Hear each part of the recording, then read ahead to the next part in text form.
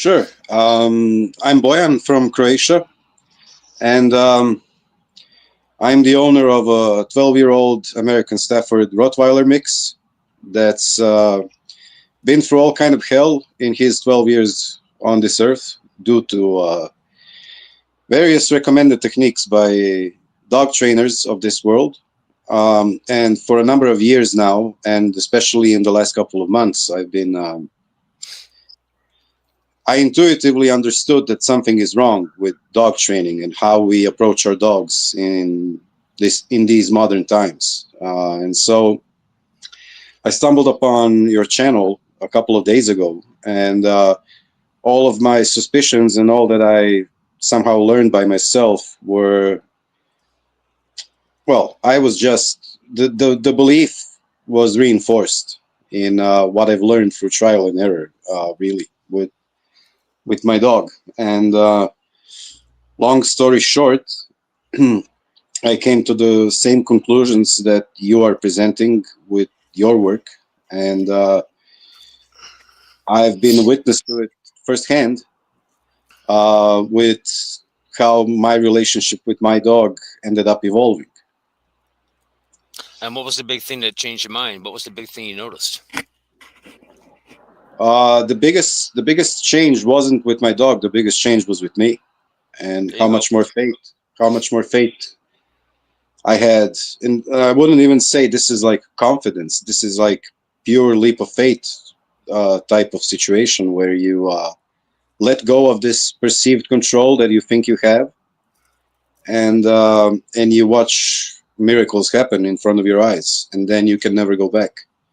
And like Yeah, see, slowly, yeah, slowly, day by day, you witness more and more miracles happening that people have told you for years that are not possible. so you're doing exactly what I do. I always remove the thresholds, put the dog and make sure the dog is calm and let them make the choices. And that's the whole problem. People don't let their dog choose today. Yeah, I had glimpses of what you're talking about throughout the years, but I could never make the connection because the dog training programming was always so ingrained in me, as it is in like a lot of owners, that when these miracles happen, you attribute the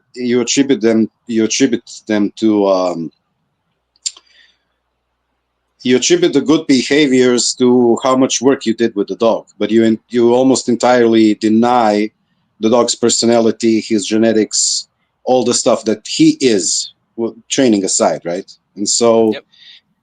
yeah, and so I had glimpses into this that now I realize have nothing to do with training and have nothing to do with any kind of conditioning. It's just the dog himself, his personality, his state of mind, all of these things that they have like sentient beings as us, really.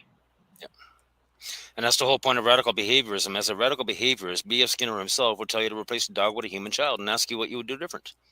But yeah, methodological behaviorism under Edward Thorndike, which is what we're living under right now, it effectively metaphorically cuts the head off the animal. It doesn't care about facts. It doesn't care about feelings. It doesn't care about the past. And it doesn't care about the subjective. That's the problem. Everybody's looking Yeah, at the but dog objectively. they will tell you like this dog training world and pet owner world I don't think there's anybody in their right mind that will tell you that dogs don't have feelings, or but they will mask it under the under sentences like, oh well, this doesn't matter, this doesn't affect his feelings, his emotions, his worldview, his view of you, But when you'd be matter of fact surprised. it does, right? Yeah. Like, But you'd be amazed at how many trainers are out there right now telling people point blank the dog has no feelings. They don't feel any emotions. They don't feel anything. It's just another dumb animal. And again, that's part of methodological behaviorism because number one rule under methodological behaviorism is don't you dare compare human behavior with that of lesser species. But that's exactly what Skinner was doing. Okay. in a way, this is people basically admitting they have no idea what this world is about and how things actually work. They have no idea about either it's that, or they are consciously lying. I'll tell you right now, they're consciously lying. Most of them are consciously lying, and a lot of them don't even know they're lying because they believe truly that they're pushing Skinner. but they're actually pushing Conrad most. Yeah. But all they learn is Conrad most, and they believe it's Skinner, right? They kept being told it's Skinner by dog trainers. Then you got dog trainers certifying dog trainers, and it's all the same garbage. Yeah, one of the things that I was convinced of, and I think that so here's what happened in my case, and I think a lot of let's call them ambitious dog owners who really want to get um, into dogs. Uh, everybody watched Caesar for the past 20 years, and Hmm. Caesar will always tell you like better human, better dog, trust, respect, love, Yep. all this stuff, and he will also tell you that a dog is the happiest when he has a job, especially Yep. if that job is paired with genetics. But Yep. then there is this almost invisible line where you feel kind of coerced into giving your animal this training that it absolutely doesn't need. Like for years, I wanted to do protection work with my dog Hmm. because he is a mix of two very powerful breeds who apparently love to do bite work, and this is all the stuff that I was convinced of. Yep. And I actually had a chance with a magnificent guy who was more like an amateur protection trainer, and he showed me in like 30 seconds how it's done, and to Hmm. see how the dog goes from actually willing to protect you, and then 30 seconds, not even 30 seconds later, having a blast with the same trainer who was demonstrating the stuff was unbelievable to me. And I always thought that like dogs really do need these specific jobs they were bred for, but I've changed my mind because your relationship has nothing to do with their job. It's something entirely different, really. It can be Hmm. a great bonus to their life, but not at the expense of the training methods that are used to achieve most of these so-called doggy jobs. So Yep. it Well, I puts mean, a lot of unnecessary stress on the animal, and from you won't benefit from it. If anything, you will suffer, and you will be convinced that you did something wrong. yep. Well, as trainers always telling people that they've done something wrong. That's the Yeah, problem. Don't blame the dog training system. You know what? You didn't follow through. That's the whole point. They blame you, they bill you, and it just keeps going on and on and on. And it's become a freaking train wreck that nobody wants to take accountability for. And that's where I got a serious problem. You know. But I mean, every breed of dog, short of a few, I mean, Chihuahuas were bred to exist to sit on people's laps. But 99% of breeds out there right now were bred to do a purpose. And that purpose was to chase. But now we got dog trainers out there. Oh, don't let your dog chase because it'll create prey drive. The problem is, if you don't let your dog chase and actually get it out of the system, that frustration is what's causing the prey drive. Okay? yeah, Because everything that moves out in the environment, they want to chase now. And if they get frustrated enough, they're going to kill that thing. That's the yeah. reality. That's why there's so many livestock being killed right now. So everything's kind of ass backwards, right? It is ass backwards. I was never one for stuff like squeaky toys and balls and all this stuff that can create like obsession, Addictions. addictions and obsessions. Yeah, because I see extremely bright dogs, extremely like border collies and Malinois, who want nothing to do with the outside world except for these toys and balls and everything else. Yeah, we've seen And the same thing. yeah, absolutely brilliant dogs, amazingly intelligent dogs, but absolutely ruined with these obsessions. It's not Um, even obsessions, it's actually addiction. When you yeah, understand positive reinforcement, you'll understand it's a bloody addiction. That's what it is. I've met dogs in dog parks. They're so blind to everything else, they would run smack into a freaking brick wall trying to get that ball. yeah. That's not safe. That's not a healthy relationship. And what's even more confusing to me is how do people keep falling into this trap of, oh, I'm gonna tire my dog out physically, when it's so much easier to tire the dog out mentally every day. It's so There much you easier. go. It's so much easier, And that's the very problem. and it's so simple to do, even in puppyhood when their brains are still developing and growing. It's so much easier to tire them out mentally, and it's incredible. Like once you understand how very easy it is and how hands off it can actually be, provided you use the right methods. And Yep. it also teaches you how to control the dog hormonally instead of relying on various tools and bribes and treats and whatnot. You basically uh, you basically have this win-wins. You create a win-win situation by actually tiring the dog mentally. By this is one of the things that I learned from Caesar is like l- teach the dog to think, teach him to Yep. rationalize, There you go. and then that even though they are compulsive creatures, you can teach them. I mean, the dog will self teach himself to think, provided he is in a situation that actually requires brain power. And Hmm. since their dogs always look for their place in the world, their main mission is like 24/7 finding out where they are in relation to the environment. And Yep. which is why if you are alone with your dog and then somebody else comes to your apartment, the dynamic might shift if your dog isn't accustomed to the situation of another person coming into the pack. And so this is also where a lot of dog owners have problems. I've seen and heard horror stories where people won't have guests over because they're hostages of their own dog who Yep. won't let people in. Why? Like this isn't normal behavior. And then what we do, we bring the dog trainer in, and then we force the dog into a submission by using various tools. And Yep. yeah, it produces the result we want, but it's only suppressed. It's not really modified behavior. It's suppressed emotions, suppressed compulsions. Everything is suppressed, and the dog doesn't actually learn anything. Oops. I think we Hey, do you want to go from where we left off? sure. You know what? We were talking about behavior modification.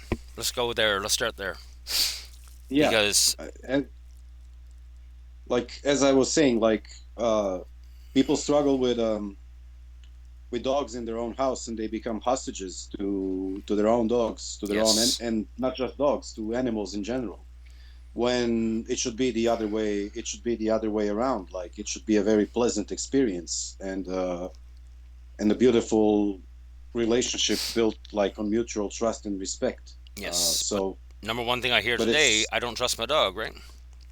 yeah, yeah, and I think this honestly, like looking at the bigger picture, I think this has a lot less to do with our dogs. It has everything to do with what we believe in today's society to be true. And unfortunately, we are spoon fed lies that we believe, and we make bad decisions that have consequences. Yeah. Well, the thing of it And the longer, is, we don't look at ourselves like animals anymore. As a result of Everthorndike and methodological behaviorism, we have a whole humanity walking around with a measuring stick for life and intelligence, and we're the only ones allowed to measure up. That's the problem. yeah, I've been, I mean, it's very easy to be deceived, especially nowadays with You get that right. gazillions of information flying around, and everything is an echo chamber. And once you get into into the world of dog training, you will see like these tiny differences and so-called opposing camps, like positive reinforcement, balance training, negative reinforcement, all these buzzwords. But they're all But defined wrong.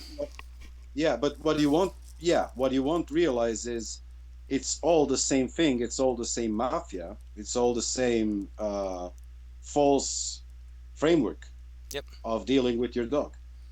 Mm-hmm. Like, sure, if you want to be a dog trainer, then do dog training, but don't try to control the hormones and the behavior, and thus the behavior of your dog using training methods. And I've These are been two separate, yeah, these are two separate worlds completely. I keep saying that we But need to separate dog training from behavior because dog trainers don't belong in the behavior ring. That's the problem. yeah, what I would compare this to is if you had a child and your child wasn't really behaving well, and you would try to fix it by him going to soccer practice or gymnastics, basically. Yeah, it's not Like going to you work. would give, yeah, it's not gonna work. The behaviors are gonna stay because they're not addressed. Sure, he might get tired and he might get some so-called discipline at the training, but it won't translate to behavioral issues. No. It's very simple. Now, when we talked yesterday, you said something very important because you said you found your peace. Yeah, You want to elaborate on that? yeah. Because that's so important for people to understand. Yeah. Well, for when I got my dog when he was a pup, um, I was in a drastically different place compared to where I am now. Mm-hmm. Like to the point that I'm not even the same person. It's so drastic. And one of the things that I stopped chasing was everything in the external world, like these things that people hold so dearly, like these giant career goals and these elaborate ambitions, always chasing money, never having enough time, never really self-reflecting. All these superficial values that everybody Mm-hmm. chases, I was there. Yep. But then something really cracked, and I changed, and I started looking for, you know, I how do I put this? Like I started looking for truth. I started looking for meaning Mm-hmm. instead of meaningless things that don't fulfill you at all. And it's what I would compare this to is you so much desire a new car, and you get that new car, and that new car excites you for how long? 2 weeks, a Yep. couple of weeks, and then it isn't a source of like eternal happiness, eternal peace. And I think a lot of people confuse what happiness actually means because they've been sold the lie of what happiness looks like. True That's happiness is exactly inner. right. Yeah. True happiness is inner peace, and you can see it actually with dogs the best, and all animals to an extent, but dogs specifically, because a lot of people when they see an excited dog, like when they think the dog is smiling, right? Sure, he is happy. Yeah, he looks happy to the human eye, but a calm dog is also very happy, but he looks sad to the human eye, Mm-hmm. uh, because people equate this high energy, this excitement with happiness. Happiness is not high energy and excitement, which means that when you don't have energy, you would be unhappy, but that's not true, right? Yep. When you don't have energy, when you're exhausted, you can still be happy, especially at the end of the day. You should be the happiest because let's say you've had a good day, right? You will be tired at the end of the day, but you will be happy, right? Mm-hmm. You will be calm.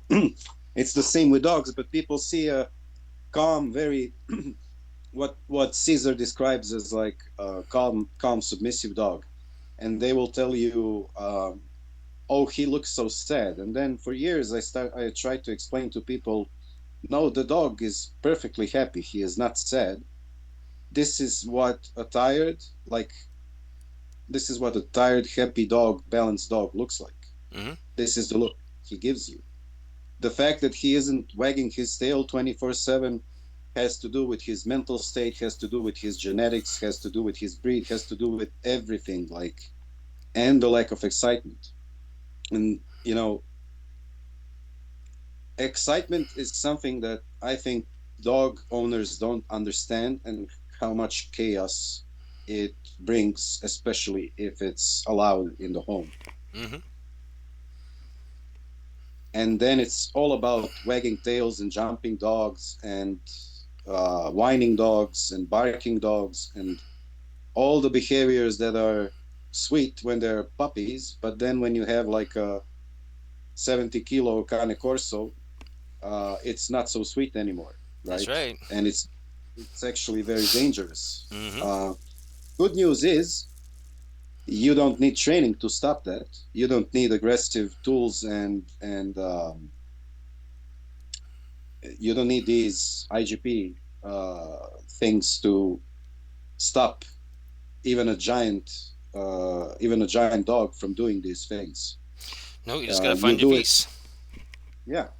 You do it by being calm yourself, and the dog will pick up on you, especially the longer your relationship goes and the more patience you have. But you gotta have patience. You gotta make time, and you gotta be patient first with yourself, and the rest will follow. Because really, like, it's not about the dog. I often like I go to Caesar with because people get fascinated with what he does with dogs, but Hmm. everybody skips over the part when he says deep breath, shoulders, in their position where they should be, back, straight back, calm, confident. Let's go for a walk, Hmm. right?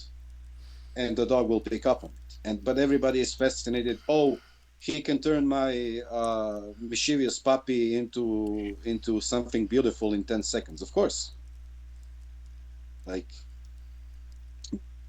the guy has been around dogs all his life, Hmm. and he understands the psychology. He understands behaviors, That's right. right? That's yeah. That's why you can enter a strange dog's backyard and become his friend in a matter of like half an hour, right? Because Most the dogs times. understand. Yeah, Most times. yeah, Some dogs take a few hours. yeah. But I mean, like, it's not. It's kind of like the saying. It's just a matter of time, right? Yeah. And it is, and it is. The dog can only stay in an amped up state for so long. They have to calm down because it's very mentally Exactly. exhausting actually to be angry or be scared and whatnot, right? That's the way it Exactly. is. And all animals do. If you look at the animal world, you will not see a lot of excitement in the animal world. Hmm. You will not see it. Yeah, with puppies and cubs, you will see it because and this is what I love. This is what I love. This is what I learned from Brandon Fush. He explained why playing is important to dogs, to puppies, Hmm. what it means in their world, right? And for those that don't know, play is dogs establishing hierarchy. Yep. It's them finding their place in the environment, in the pack, in the world around them. But people think that. So here's how dog owners think. It's important to me that my dog plays with other dogs. Why? Mm. Because they saw it as they see the excitement, they see the dog is happy, and they want him to play with other dogs. But if when the dog grows up, and not saying all dogs, but a lot of dogs that grow up, they mostly don't want to have anything to do with other dogs. Yeah, but people have Most of expectations. That's the problem. Yeah, yeah. You know. Most of the time they want to be left alone. They want to be with you. They want to be with their pack Mm. because they're pack animals, right? Yep. That's right.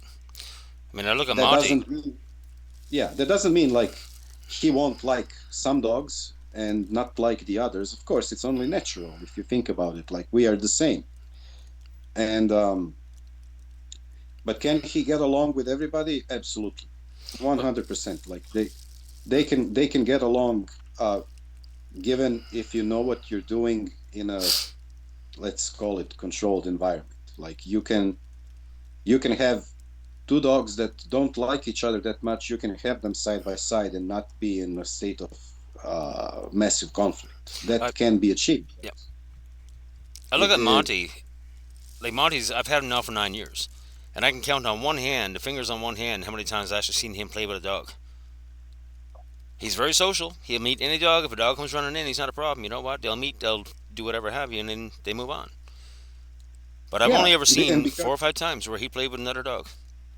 yeah, and then you know that he really likes that dog, and they are testing each other out Hmm. to see what's good and what isn't. Yep. What can I do to you, and what can you do to me? Yep. But we see it. Well, here's the problem, right? We want dogs to think like we do, and dogs want us to think like they do. Yep. That would do it. They will, yeah, they will never think like we do, but we can think like they do. Hmm. We can train ourselves to think that way. And once you go deep and understand how simple it really is, uh, I mean, everything is simple once you grasp it, right? I don't want to be a hypocrite here, but once your eyes are open to how simple it all really is, Hmm.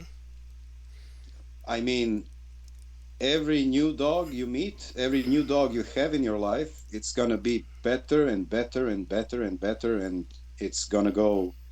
You will be amazed with the relationship you have with not just your dog but all other animals because it Yep. translates so beautifully. And the whole thing comes down to a simple fact of two words that people need to learn: the simple art of doing nothing. Yeah, Just stand there, find your peace. You know, your dog is your mirror, a reflection of you, a reflection of the animal that you are. If you're not calm, why would your dog be calm? But if you're yeah. calm, your dog is eventually going to join you in calm. You know, it's peace that heals dogs' emotions. And it's emotions that cause behavior issues. Excitement. Excitement is your enemy. Calm is the lack of behaviors altogether. Right? And parents will also understand this too because it's the same with children. Like you can use any technique you want with the child, but if the environment you create, if you do not become the calmness that and if you do not become the calm energy in your home, and your home is not blessed with this peace, how can your child grow up in peace and be what you want him to be, Exactly. right? It's the It's same for the again dog. yeah, it's very stupid to have expectations, uh, and I want to get back to expectations too. It's very stupid to have expectations if your default is wrong. Yep. It's terrible. It's gonna damage your relationship for life, But it's people that right? are being reactive. That's the reality. When their dog Yeah, acts out, people get reactive instead of being calm. That's the whole point. You know? yeah. And now you're starting to recognize Um, that. back to oh, what was I saying? Oh, regarding regarding the environment, like, and this is also that a lot of people who have experience with dogs and animals understand perfectly. Problems are not created outside of the house. Problems are created inside the house first. That I'll agree with. First, because yeah, your dog is probably what looks to you calm and great in the home, but why does he suddenly have problems when you step out the door? Hmm. How do you step out of your house? How do you feed your dog? What is the relationship um, between between you and him? Does he demand you feeding him, or do you set the tone of when he's gonna be fed? Do you take care of everything so that your dog can be at peace about everything? Yep. Like, what is it? And again, it goes back to reactivity. People react to what their animals, and mostly dogs do, basically. Hmm. And the whole thing is, like, I'm constantly telling people, like, if you want calm in the home, then start with calm. Get rid of all the toys, get rid of all the training, get rid of all the tools, get rid of everything else. If your dog is excited in the home, there's a reason why there's trying to eat people coming in the house. What you want is Yeah, calm. It doesn't need to be permanent, but at least for a while, throw everything outdoors. If I know you want to be excited, get out in the backyard. Let's go for a walk. Let's go out and do something. But inside the house means calm, yeah. and it's such a Why? simple And thing. again, why is the animal getting into a state of excitement inside a home? Hmm. There's a It's reason for it. bad. Yeah, And the problem it's bad is, default. and the problem it It's bad is, default. it's all cause and effect. The cause is Yeah, always an emotion. But people don't focus on the cause anymore. Trainers don't focus on the cause. They don't care about the cause. They're focused on the behavior. I don't care about behaviors. I don't care about the effect. I don't care about behaviors. I can see the same behaviors from any dog in fight or flight. I can see the same behaviors from any human in fight and flight. Why should I care about behaviors? I want to understand what the emotions are. I want to help the dog over the fear. I want to help the dog overcome anger. I want to help the dog overcome the anxiety. And that takes trust and Yeah, respect. and yeah, he has to express himself fully. Yep. And if he never goes from 0 to 100, he will always be at that edge where you pull him on the leash and don't allow him to go Yep. to 100. Let him get it out of his system. I met a pit bull a couple years ago. I mean, that dog, that poor dog, was just a freight train all the time. If on a scale of 1 to 10, she was constantly like a 6 or a 7, and she couldn't calm down. She was like, I mean, she's a 70-pound pit bull, and she's going through the house like a bull moose, and she hurts people. She knocks them over because she's so excited, right? So I mean, at a 6 or a 7, you take that outside. It won't take long to hit a 10. And bad things happen, right? But again, it's like I told the owners, all she needs is some good hardcore exercise. Get a flirt pole, get an RC car, get her burned down to 0. It's going to take a lot longer to get up to 6 or 7 out of 10. Hmm. That's what they understood. They made that change. Now the dog is calm in One the of the house. things I understand this perfectly because one of the things that I often preach to other dog owners is, you know, uh, I've inspired a lot of friends to get dogs, Hmm. their first dogs ever, Yep. because they saw my dog and they were blown away. Like I told you yesterday when we spoke, uh, this dude went everywhere with me except the plane, and by everywhere I mean police station, lawyer, the notary, the court, the bank, like everywhere. Hmm. Places where dogs are not allowed to go, right? He went everywhere with me. A few times I even forgot him at a coffee bar. That's his demeanor, right? So, yeah, it's funny, but it happened, and people saw this and they thought, well, I want this too, Hmm. but they have no idea about the sacrifices in the first 2 years that I took. Like I quit my job back then when I got him as a puppy Hmm. to be with him to do all that is necessary, right? People won't do that. No. People won't put in the work. But here's the main thing that I preach: accumulated fatigue, which means take your dog at least once a day for a very very long walk, a Hmm. structured walk. Like go for a couple of miles in one direction, have a breather, drink some coffee, grab a beer, sit down for half an hour, and especially if we can do it in a human centric environment where there's a lot of commotion going on, a lot of people, Hmm. so that you introduce your dog and your puppy to these kinds of situations and they're no big deal, and then go back home. No big The deal. That's the same. big key right there. That's Yeah. what socialized Yeah. is. It means nothing in the environment is no big deal. Yeah. Okay? It's being called indifferent. In the face of a negative reinforcement in the psychology of it, you can fight, you can flight, or become indifferent. That's the reality. Indifference means it's not a big deal. And when nothing is And a big deal, indifference when there's nothing in the environment to react to, guess what? That's socialized. and indifference is you Yep. have to be indifferent, and then the Exactly. dog will pick up. Yeah. Be the change you If you want in your are, dog. yeah, exactly, like if you are, and you can't really fake it, No. because the dog will sense it. I mean, there are dogs that can sense like early cancer in a person, let alone cortisol rising and fear rising inside your body. Yep. So They can smell your fear. yeah, you can't fool them, right? And No. so this is something that has to come to you, and it's when it does, it's a true blessing, not just with the relationship with your dog, but in life in general. And even just But meeting dogs. I mean, people approach dogs and they try to pet the dog. You know what? I'll stand 5 feet back from the dog, squat down, just be exactly, calm, and give the dog the choice. Let them get a beat on me. And exactly. I rarely ever get denied. And most times owners are flabbergasted because their dog is showing aggression, their dog is reactive, but I'm just being calm. It, I'm being the yeah. change that I want in them, and I'm giving the dog a choice. You know what? Calm down, come and meet me. That's it. Well, I don't know what's your experience, but I have never seen dogs getting anxious around a calm person. No, Never. what they prey on is weakness, and weakness is usually excitement or fear or all these altered states that are Yep. opposite of peace, Dogs right? will not attack confidence. That's the reality. I mean, like with your videos, dogs that should have been put down because they're unmanageable, they run away from you and poop on the deck and pee on the deck. Like, Yeah. what are we talking about, right? Because there's no such thing as an aggressive dog. It's not a Yeah, diagnosis. That's the reality. It's the outcome of a problem. Cesar Millan says the same thing for the last 30 years. Aggression is the outcome of a problem, it's symptoms. But we got all these trainers that are, oh yeah, I'm an expert in aggression. You're an expert in symptoms. What's the cause? You know, like yeah. Michael Same. Shikaggio, the same thing. That's expert in aggression. Come on, guys, do better.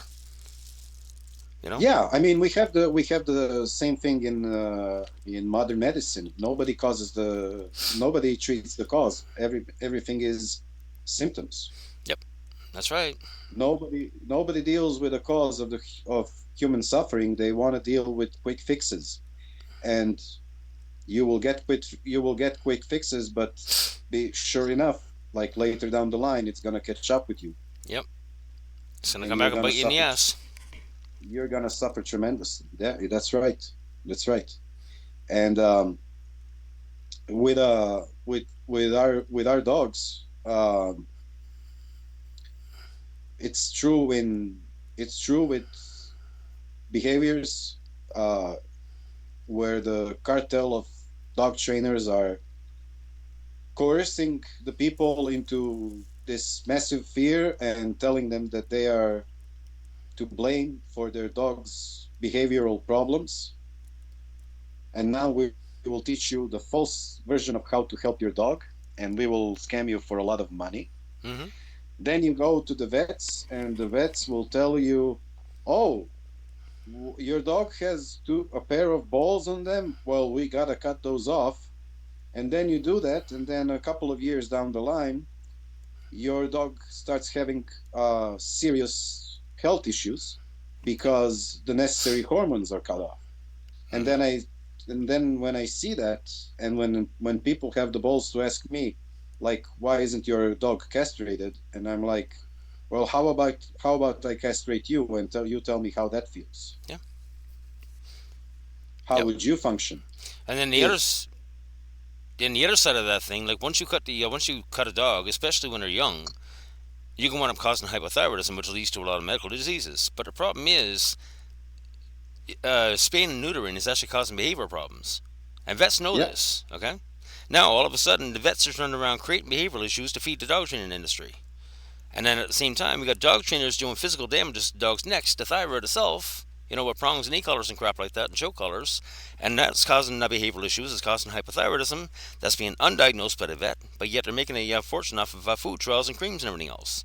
So you got yeah. vets that are feeding the dog training industry, dog trainers are feeding the vet industry. Welcome to the pet care conglomerate. $100 billion industry, you What know? what I find fascinating is vets will actually encourage you to do these spaying and neutering procedures and tell you that your dog will be calmer Yeah. because, yeah, No. which is a load of crack. Because, yeah, you know what? I too would be afraid for life if somebody cut my balls off while I was half dead in anesthesia. Mm-hmm. Well, the thing of it is, you got vets out there right now, and they're like this last couple of years when all these brand new studies came out. Vets were screaming, "Oh, we're going to take it under advisement," but yet they haven't done shit. They're still out there screaming, spay and neuter. But yet people like Dr. Karen Becker, she's down in the states, and she's a holistic vet. Yes, You know her, yes, right? I know. But I mean, Yeah, she's yeah, been working. She's been talking about this for the last 15 years. But yet, dog or vets and vet techs and whatnot, they all call her fringe. Don't listen to her. She doesn't know what she's talking about. But yeah, she's been barking about this for the last 15 years. Nobody's listening to her. You know? for anybody watching, I recommend you watch videos by Dr. Karen Becker. Especially, there's a very old video of her, like half an hour long, where you can see a grown woman Yep. breaking down in tears on video, talking about her past clients and how her clients showed her the error of her I ways when went it looking for comes that. to. I went looking for that video. I can't find it. A little while ago. So if you find it, if you see it, let me know. Would you send me the link? Sure, She did a sure. great video. Yeah. And the thing that infuriates me the most about this whole scam regarding dogs, and it's the same with humans, really. It's same with the humans. Now the agenda is pushing veganism and all these false carbohydrates, which come from God knows where, and that has been the default for our dogs for the better half of the last 50 years. Mm-hmm. And then people wonder why certain breeds, like pure breeds, have these so-called genetic predispositions to a lot of like diseases and problems. Well, guess what? Same with humans. Absolutely the Yep. same with humans. If your ancestors were surviving on barely surviving on junk, what chances do you have unless you make a radical change in your lifetime Yep. and for your progeny, right? Mm-hmm. And so, for anybody watching, if you walk into a vet clinic, God forbid you have to, and you see kibble, and it doesn't matter what the label says, it's not proper dog nutrition. Dogs are carnivores, and dogs should eat meat. Yep. But a End of dog is still a story. wolf. That's the reality. The dog is still a wolf Yeah, internally. They might look a little bit yeah, different, but they have the same dietary needs. You know. exactly. And the whole thing And if you, is, if, yeah, go ahead.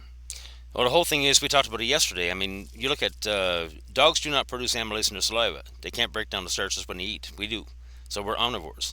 So the only other organ in the body can really produce pancreas or amylase is the pancreas, and it can't produce enough.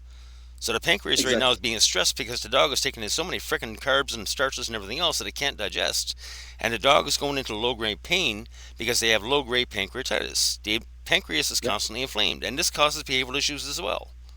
Okay, Yeah. people don't realize that pain is a great driver Yeah. of behaviors, and most people can't recognize the pain because dogs are very good at hiding it.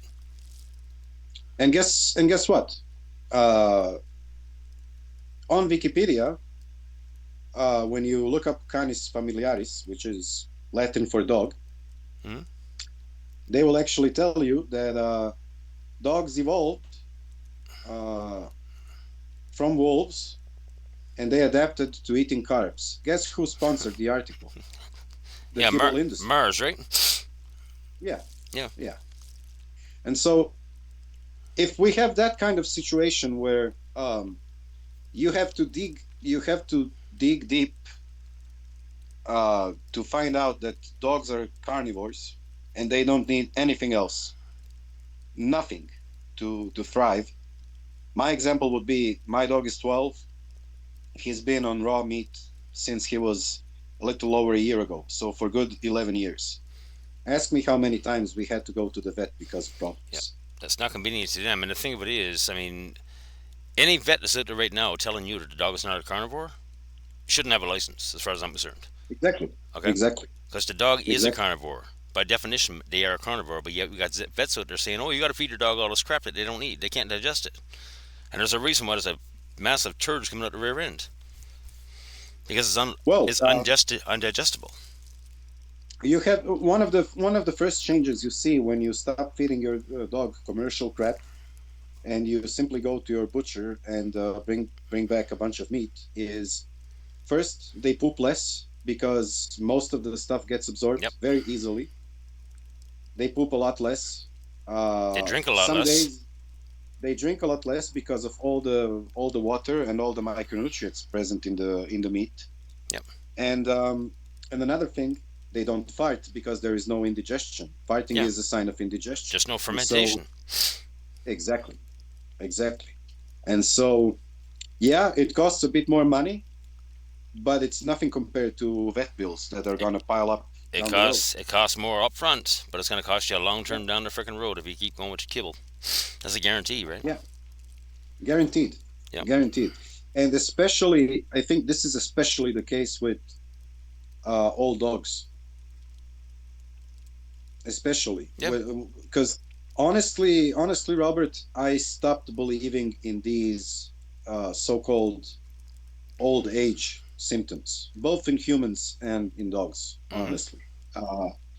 Because a lot of people are convinced that they have to end up in a nursing home with diapers.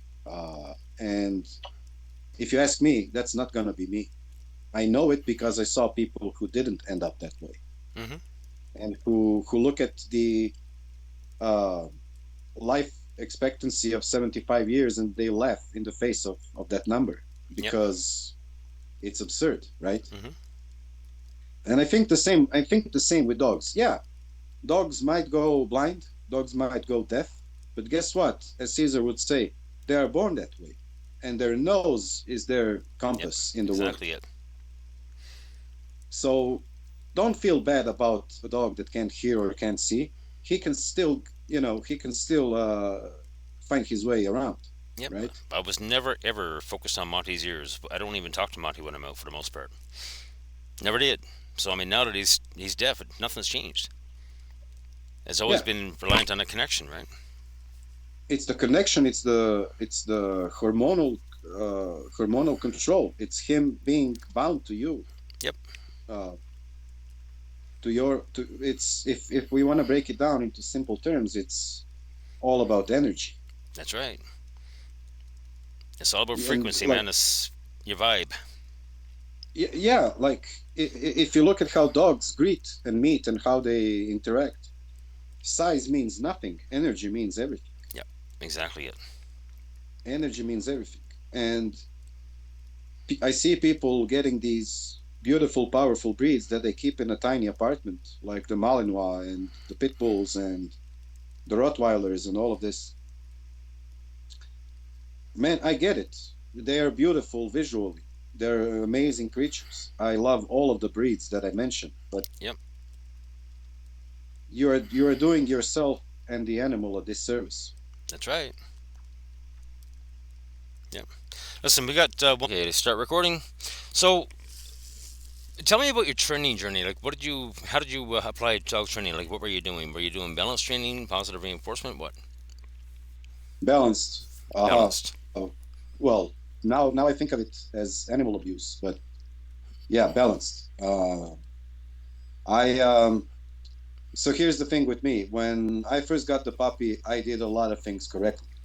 Yep. Because back at that time, this was what 12 years ago. There was not so much YouTube info left back then, Yep. and especially the dog training world didn't have these massive channels, and YouTube as a whole wasn't really so massive back then. So I scoured all the books on dog training I could find on dog nutrition. I watched everything I think that Caesar ever made. Mm-hmm. Um, so my approach was mostly based on what I could at the time understand from him. Yep. And then I slowly went down the rabbit hole of balanced dog training. Got my first prong collar. Borrowed an e-collar from a friend. Luckily, when it comes to e-collars, I was never one of those idiots that shock their dogs with like 100%, 80%, 70%, whatever, like shocks. Like Mm-hmm. I remember this one time, and this is a testament to the power of the mind.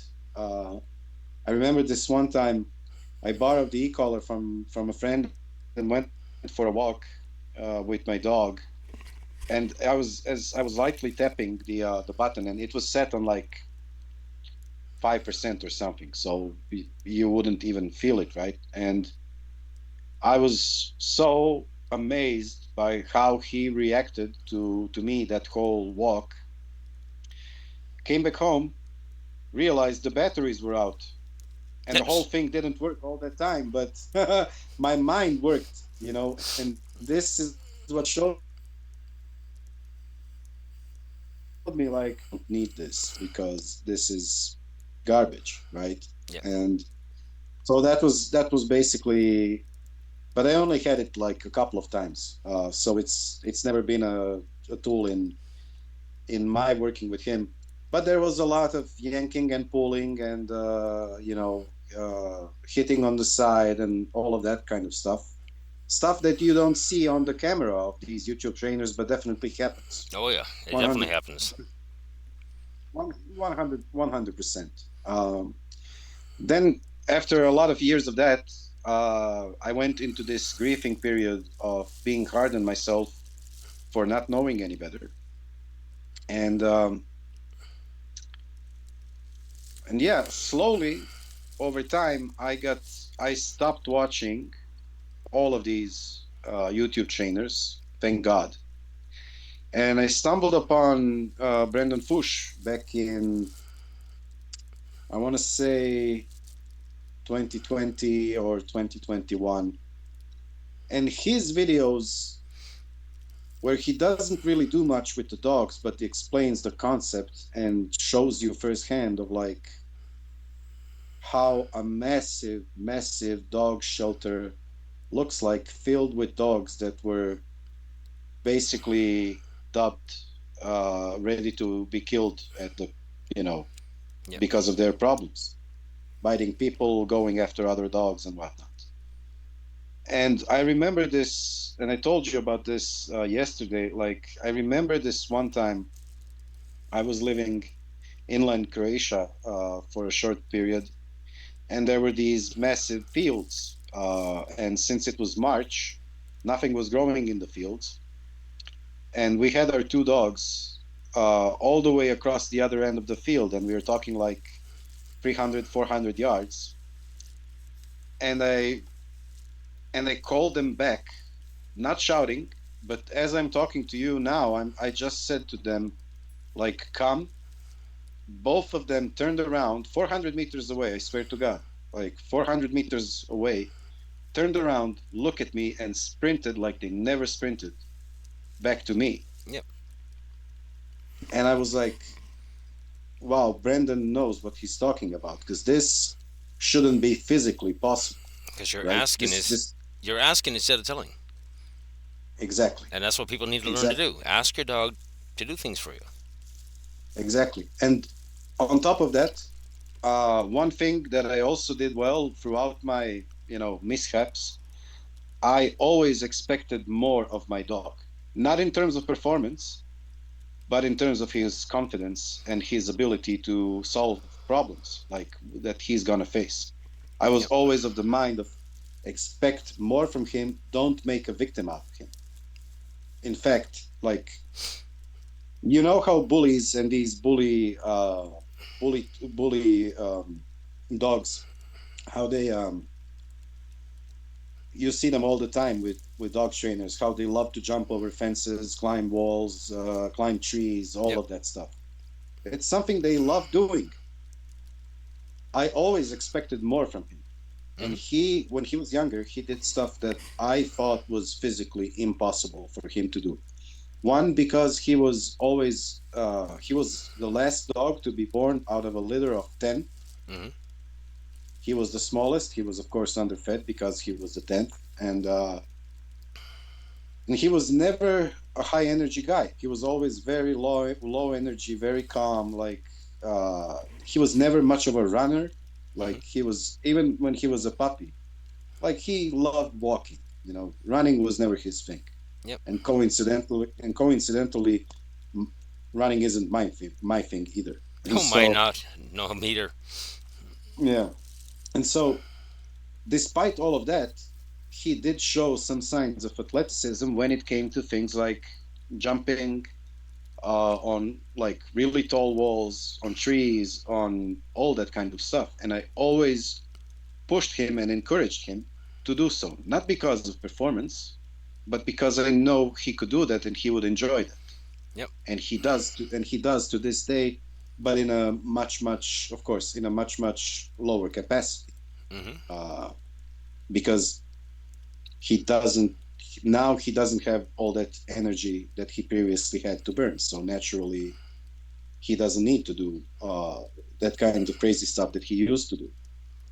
But what I want to say is, always expect more from your dog, not because of some stupid ambitious goals, but because of trust, because Yep. he can handle it. It's like you said, it takes leaps of faith, and that's what you have to do. Yeah, But you only take leaps of faith when it's controlled environments for the time being starting out, and when the dog is calm. You know, Yeah, that's the reality. I mean, Monty sounds like a lot like your dog. I mean, he's got two speeds. He's got stop and Monty's speed. Monty moves at the speed of yeah, Monty. That's it. yeah. Yeah. Like there's no rush. There is no rush with this guy, and uh, it's a great way. It's a great way to look at life, and it's the correct way to look at life because we are in a rush all the time, chasing money, chasing status symbols, chasing vanity. Really, Well, what they're doing is there is nowhere. actually chasing patterns. People need to, Yeah, instead of chasing patterns, sit back and recognize patterns. That's all AI does. yeah, When you sit back and yeah. recognize patterns, you're going to see the world for what it is rather than chasing patterns. I mean, everybody's in a rush trying to get everything, right?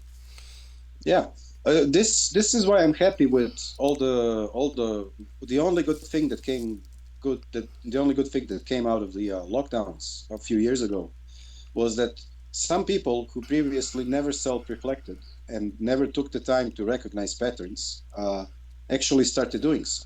Yep. Not in a big enough amount, but certainly some people, even that I know, surprisingly came out very different from that experience. Well, some people never got And out of the COVID lockdowns. yeah, A of lot of people are course, still stuck in COVID mentally, right? yeah, the world has changed for the worse. That was predictable, but it is what it is. What I want to say is like you're right. Like instead of chasing the carrot, uh, like realize there is no carrot to chase, That's right. and everything is already. It doesn't. The circumstances don't make you because circumstances change, but you live on. People think that circumstances define them in the way of what they chase, what their ambitions are, how much money they make, all this stuff they will not take to the grave. Yep. Nobody. Nobody will remember how much your business made when you are gone. But people will remember for a short time though how you made them feel. Yep. Now take that wisdom, apply it to your dog, apply it to your animals. Hmm. This is the thing they thrive on how you make them feel. And if you give them what they need, they will give you back 100%, like 100 times more. And it's the same for people, and it's the same for all other animals, and for all other aspects of life. Like That's right. how you do, how you treat, uh, how you treat the things you do, and how you treat people and animals, you're gonna get back 100-fold. And That's right. this, it's never about it's never about performance, but we are sold this lie, generational lie, that's been perpetuated through the entire existence of humans, that there is a carrot to chase, and the success is getting the carrot. So It's not basically, true. It's not true. yeah. But basically, what dog trainers do, instead of putting you into a healthy relationship of trust and respect, they put you into a transactional relationship of reward and Yeah, punishment. You know, see, this is where your inducements and compulsive inducements come in under Conrad most. Now, that's going to be a toxic relationship because you're turning into a narcissist. Dog trainers are turning dog owners into the unrecognized narcissist. And dog owners are only going for complete control and management, compliance. And that turns you into a narcissist. And the dog is a result of a narcissistic environment. It's not a healthy environment. So you look yeah. at women that are dealing with a narcissistic boyfriend or husband. That's not a healthy relationship, and it's going to cause behavioral issues in her. It's no different for the dog. I was lucky enough to be involved in a 4-year narcissistic relationship, so I came out of it alive, Hmm. and I know exactly what it is. Yep. And the main product of a toxic relationship of any kind is confusion. Yep. And what is confusion? It's the opposite of calmness, stability, leadership. And your dog gets confused instead of knowing exactly what to do. Yep. And I find That's so often dogs are getting punished for doing good, dogs are getting punished for doing bad, and at some point, it's like Skinner said, punishment is reverse of reinforcing. But at some point, the dog's just going to stand there and stubbornly do nothing, and that's called learned helplessness because they don't know if yeah. doing this or not doing it is going to get them punished. That Yeah, threat of punishment is always over their head. yeah. You know. But here's the thing, right? Um, there are situations like I have and many have where you are not the only one dealing with your dog, Yep. and you will get frustrated with how people who are less into dog behaviors and less deep into all this stuff, you will get frustrated with your family members that they don't get it. But what you need to understand is it's not about, you can't control the actions of other people, especially not their emotions, especially not their behavior. You can't make them understand unless they are willing to. So instead of being frustrated with how other people deal with your dog, make sure that you are dealing with your dog in the correct manner and your relationship with him is perfect. Yep. And this will, in my experience, this will override, um, because if you have a great relationship and fantastic foundations that come with it, a stranger can come into your home, take your dog for a walk, and he will be amazed because the dog Hmm. knows more than that stranger. So the dog knows more than the people in your household who who are typical dog owners of today who don't know much and don't care much about going deep into stuff that we are discussing here. And as a result, instead of being frustrated with them doing things wrong, just accept it and when you accept it, things will get better. Yep. This is hard to explain, but acceptance is one of the indifference, I want to say. Acceptance, indifference in an indifferent manner is one of the ways that you will have peace, and this peace resonates deeply with, and somebody want to say subconsciously, with people and with animals and with the environment itself. So I know it can get hard. I know it can get into a lot of arguments over a lot of stuff. But at the end of the day, if you're in a position where, your dog will be spending time with other people, just make sure you lay down the right framework for the dog and for yourself, and trust that it's going to work out regardless of mistakes made by others. Yep. It's the best you can do. It is what it is. Yep. And the big thing I find for a lot Ideal. of people, they deal with a lot of guilt over the past, and it's not about blame. It's not about I don't want to be blaming people because you did what you thought was right. You did the only thing that you were told to do. Because right now, the only thing that exists right now is dog training. Psychology's been buried. Behavioral psychology's been thrown out the window. But we got to start bringing it back. So all people see is dog training. There's nothing else. Yeah. It I mean, we are talking dogs now, but I'm more worried about People. children and future generations, because this translates to this.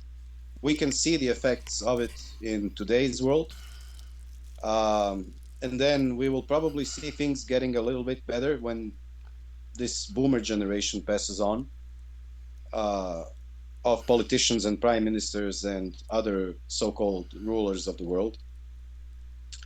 But then we will get to this Gen Z and Gen Alpha generation who were micromanaged all their life, every second of their life, Yep. and not given the outlet to express. Same thing we do with dogs, Hmm. because it's the same principle.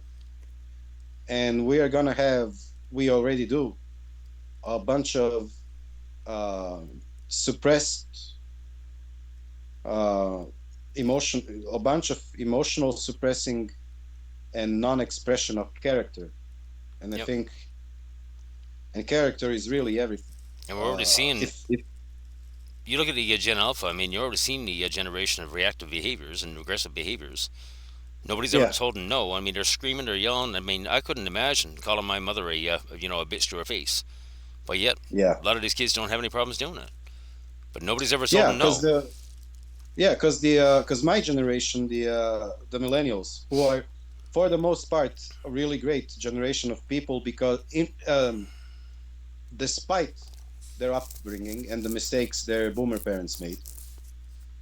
Of course, not without fault. But what they did is they did a complete 180 as opposed to what their parents did, Yep. thinking that everything their parents did was wrong. No, our parents, what they did wrong was they never explained, and they were too tough with the stick, which was uncalled for Hmm. many of the times. Well, punishment doesn't And work. exactly, like punishment doesn't work, and punishment does not equal consequences. No. Punishment does not equal boundaries. It creates confusion, like we said earlier. And you have a bunch of confused people who thought that their parents did everything wrong, and they took it 180 in the opposite direction and ran with it. And now you have Gen Z and Gen Alpha who are micromanaged their whole life, not giving any freedom of expression, not given uh, a second a second of trust that they know to do that they know how to do the right thing. And we are yet to see what kind of revolt that's gonna bring out in that generation. It's not going to be good. Yeah, because they gotta learn as adults, unfortunately, to blow that steam in some direction. Now, whether it's gonna be destructive or not destructive, we will have to wait and see. And then we have the youngest ones glued to their iPads and iPhones, having teachers in elementary school quitting after 30 years of career Hmm. because they're unbearable and can't be taught anything. That's right. And again, let's draw a parallel with dogs. How can you teach a dog anything if the dog is in a non-calm state? That's right. You can. You can force him into submission, but you have to do it every day. When you stop doing that, it's not going to work anymore. It doesn't produce long-term desired behavior. Yep. And That's the thing. it's always the And existence a of the threat of simple, yeah, punishment. yeah, and a simple solution to this is what I talked about earlier. Accumulated fatigue does wonders for you and for your dog. Like regular long walks, structured walks. If anybody doesn't know what structured walks are, you take the dog uh, on a leash and you simply walk in any direction. And you let the dog sniff and you let the dog Yep. be the dog. But a structured walk is you are showing the dog that you have taken care of everything in the environment. Yep. You're in control. Yourself, him, exactly, Yep. right? I got this. And the second thing that goes hand in hand with the structured walk is mentally drain the dog. How? By teaching him to think. How do you teach a compulsive animal to think? Well, good news is you don't have to. Dogs think a lot, even though they are very like compulsive. Yep. They think a lot. They think a lot when they're in the calm state. When they're in the calm state, here's what you do: you grab some treats, you put them in a towel, you tie the towel around, especially with puppies. This works wonders, and you put it on the floor, and you let him figure out how to get to the treats, what he has to do with the towel in order to get to the treats, and then you add layers of complexity to the puzzle. All of a sudden, your puppy has figured out all of these levels of complexity, and guess what? He is tired, happy, and asleep Yep. right next to you, and you have done nothing. You have given him trust. And yes, he will go through frustration. And yes, he will look at you funny and all the other reactions. But you can almost sense the look of pride on their faces when they finally manage to crack some simple Yep. puzzle as that. Exactly. Like, Accomplishments. It's the same thing. You know what? yeah, It's all yeah. positive. Positive consequences.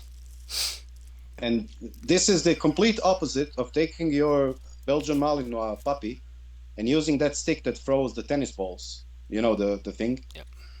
and doing it till your arms drop off. Hmm. And he is never tired because all he does is go for the prey, and then you wonder when you start doing when you do that. Of course, he's gonna go after small dogs in the dog park. If Yep. you know if you do that, Well, it's normal. Or if he is completely antisocial and doesn't register you or anything else and gets hit by a car because of it. it's the same thing with children. Children get physically Yeah, tired, but they're still mentally amped up at yeah, nighttime. So I mean, you get a little grumpy little child trying to go to bed. They can't do it because they're mentally stressed. yeah. And dogs are the same way. But sit down with them and bring out your old box of Lego bricks. Hmm. See what happens. Yep. Leave them alone. See what happens. Yep. There So will I be don't. accomplished. There will be accomplishment. There will be a great sense of success, and they will be absolutely mentally destroyed in a good way. Hmm. Uh, and they will go to sleep, Yep. But the problem and is, I they mean, will learn. Yeah, yeah. They will learn to recognize patterns also, yep. which is yeah, But most people today have no idea what a state of peace is. They might get into a calm state, but never a state of peace. Most dogs don't even know what a calm state is anymore. They're reactive all the time. They're always alert. They never yeah, learn. They never learn how to respect. They never learn what respect is. They never learn what trust is.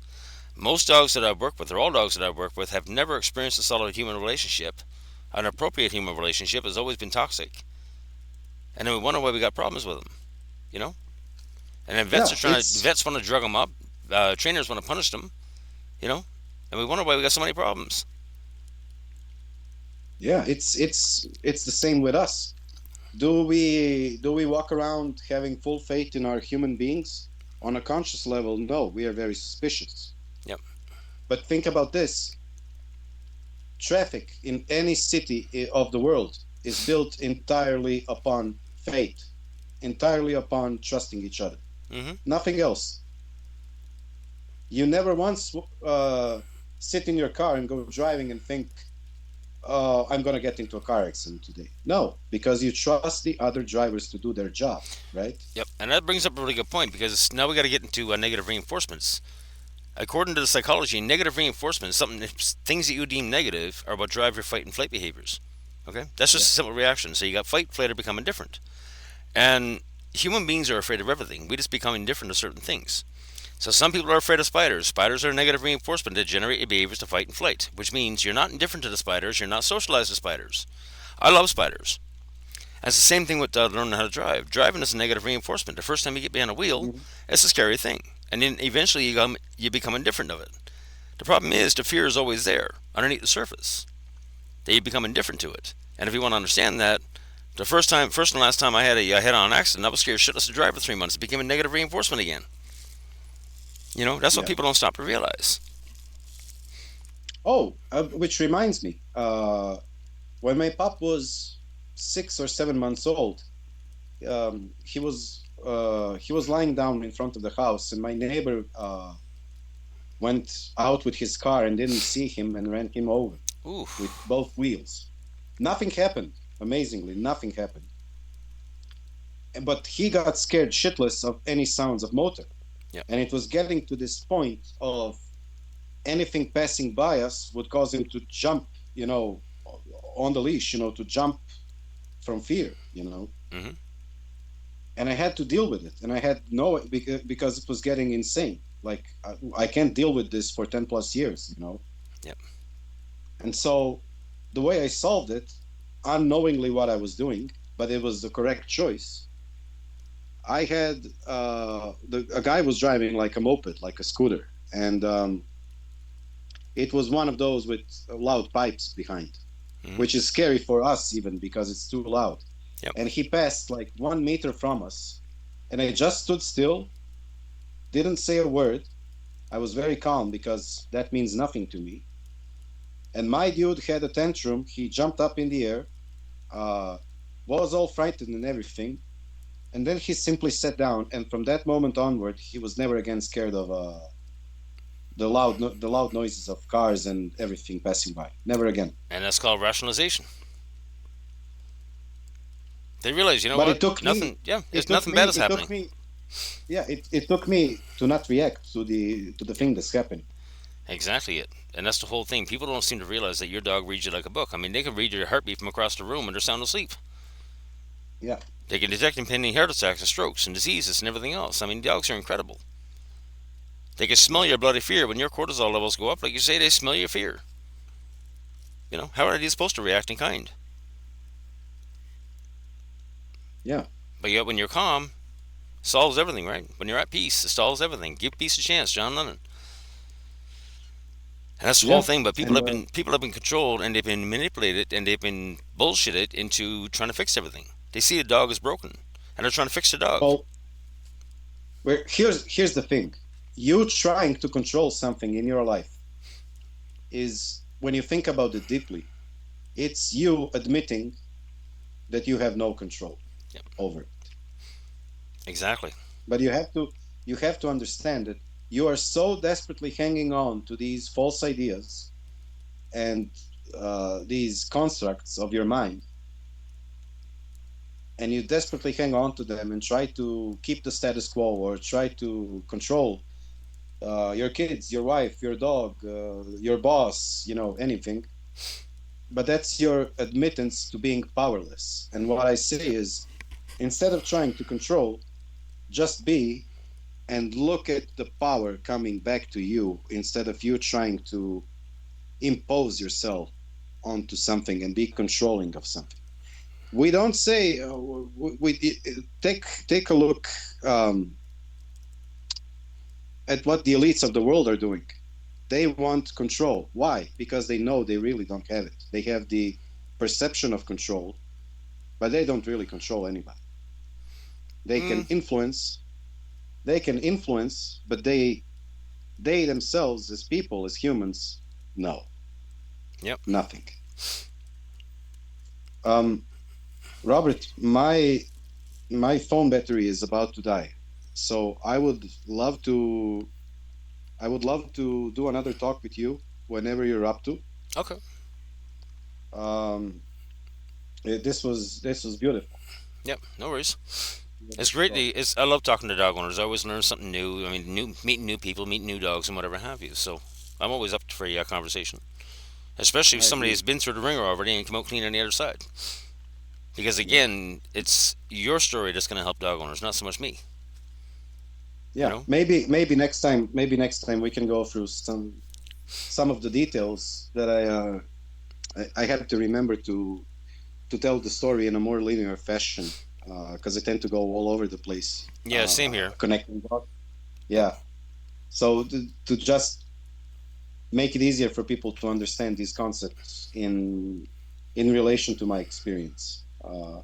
But it was an awesome talk, and I'm sorry that my phone failed me so quickly. I wasn't No counting on worries. it. No worries, my friend. You know what? I got things to do anyways. I've been up half tonight, so I'm gonna go back to bed for a nap and whatnot. But whenever you're ready to do it again, let me know. Absolutely, we will stay in touch, and both of us have made a new friend. Yep. Well, give me a couple of Yeah, hours. I'll get all the stuff edited and spliced together and make a video out of it. I'll see what I can do with it. sure. All right. Okay, All right. okay. You take care. Have a Okay. great day. You Have a too. great day, and yeah, take care. Bye Okay. bye. Have a good night. Good night.